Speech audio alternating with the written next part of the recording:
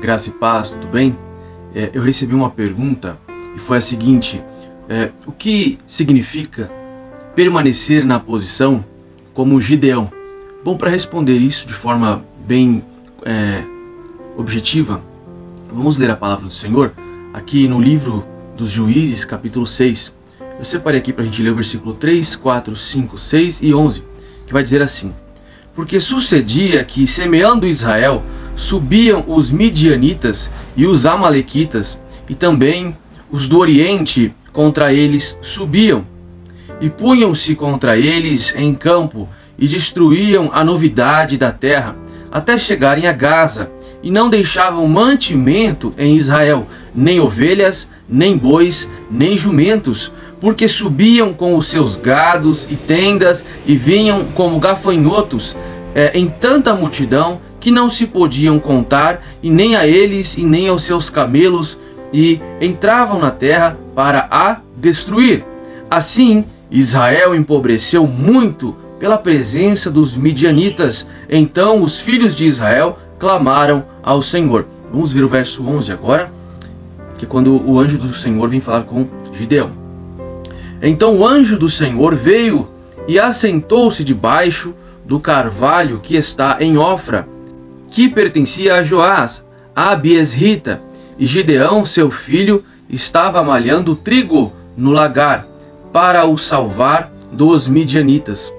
Olha aqui que interessante. Perceba então que quando o povo de Israel ele pecou contra o Senhor, começou a praticar aquilo que desagrada ao Senhor, o Senhor permitiu que os inimigos invadissem a cidade. Deus tirou a cerca de proteção, a cerca espiritual que impedia, de os adversários avançarem, combatendo, destruindo e obtendo vitória contra Israel.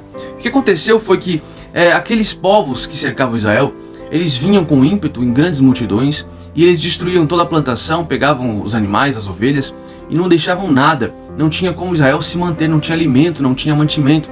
Quando começava a debulha a colheita, quando começava ali o tempo da colheita e as plantações estavam prontas para a colheita, vinham os midianitas e destruíam tudo, pegavam o que queriam e o que eles não iriam usar, eles destruíam, não deixavam nada para Israel. E isso foi passando, isso foi acontecendo durante 7 anos, salvo engano, e eles estavam empobrecendo, estavam ao ponto de morrer de fome, E quando eles oraram ao Senhor, o Senhor enviou um profeta, tá? Mas olha que interessante, o que significa permanecer na posição?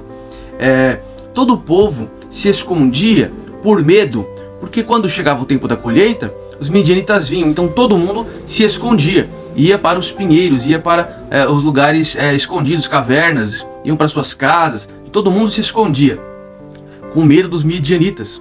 Mas Gideão, perceba que o anjo foi até Gideão, e Gideão estava malhando trigo, Eu não sei se você sabe, mas lagar é um local onde pisam as uvas, para que o suco da uva seja escorrido ali no fundo, e eles vão separar o que é suco, o que vai ser fermentado, enfim. Olha que interessante, Gideão, ele colheu o trigo e se escondeu ali no lagar e começou a malhar o trigo. Malhar é bater, ele vai batendo ali o trigo para retirar os grãos ali do trigo que vai ser feito farinha, pão. E Gideão estava colhendo no meio de um tempo, em uma época onde todo mundo estava se escondendo, porque os midianitas iam chegar.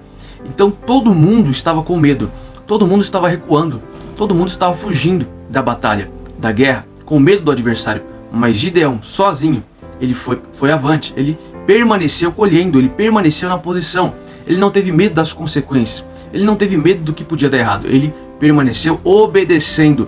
Deus mandou possuir, Canaã, aquela terra era deles. Então Deus chama a mim, chama você para permanecer na posição, para não fugir de um combate, para não fugir dos problemas, para não fugir das nossas responsabilidades. Era a responsabilidade do agricultor colher o trigo, Então perceba que você também tem as suas responsabilidades. Deus te chamou para servi-lo, Deus te chamou para adorá-lo, Então você deve adorar ao Senhor, você deve servi-lo com um coração verdadeiro, com um coração puro. Deus te chamou para isso, e Deus vai honrar aqueles que permanecem na posição de adoradores, permanecem na posição de servos obedientes. não importa o adversário, não importa a situação que você esteja passando, Deus honra quem permanece na posição de adorador e na posição de servo, tá bom? Que Deus te abençoe poderosamente e eu lhe despeço na paz do nosso Senhor Jesus Cristo.